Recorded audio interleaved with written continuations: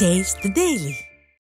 விருதுநகர் மாவட்டம் அருப்புக்கோட்டையில் விடியா திமுக அரசு போதிய பேருந்துகளை இயக்காததால் அரசு பேருந்தில் தொங்கியபடி சென்ற பள்ளி மாணவர் தவறி கீழே விழுந்தது வீடியோவாக வெளியாகி பரபரப்பை ஏற்படுத்தியது.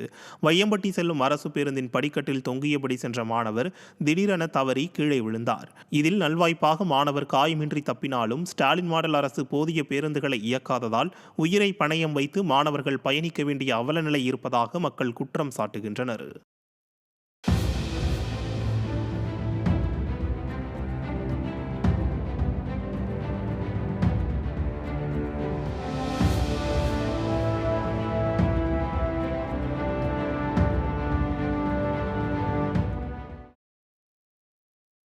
கடலூர் மாவட்டம் வேப்பூர் அருகே விவசாய பணிகளுக்கு இடையூறாக வேண்டுமென்றே மின்துறையினர் அமைத்த மின் கம்பங்களை மாற்றியமைக்க 90,000 ரூபாய் கேட்பதாக குற்றச்சாட்டு எழுந்துள்ளது.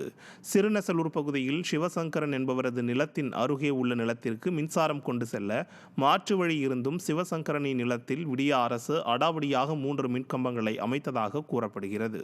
இதற்கு விவசாயி ஆட்சேபம் தெரிவித்ததால் ஸ்டிக்கர் ஸ்டாலின் அரசின் மின்வாரிய அதிகாரிகள் ஒரு கம்பத்திற்கு 30,000 ரூபாய் வீதம் 90,000 ரூபாய் கேட்பதாக விவசாயி குற்றம் சாட்டினார். ஸ்டாலின் மாடல் ஆட்சியில் விவசாயிகள் லஞ்சத்திலேயே திளைப்பதாக மக்கள் குற்றம் சாட்டுகின்றனர். கம்பத்துக்கு வந்து 30,000 ரூபா பார்த்தீங்கன்னா ஒரு ஏஐ கேட்டதை 3 கம்பத்து 90,000 ரூபா பணம் கொடுங்க, நானும் மாற்றி அமைச்சு தரேன்.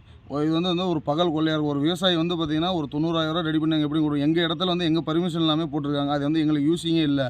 இன்னொருத்தவங்களுக்கு போடுறதுக்கு எங்கள் இடத்துல போட்டு எங்ககிட்ட பணம் கேட்டால் நாங்கள் எப்படிங்க அதை கொடுக்க முடியும்? ஒரு கம்பத்துக்கு 30,000 ரூபா கேட்குறாங்க. இது நாங்கள் எப்படி எங்களால் கொடுக்க முடியும்?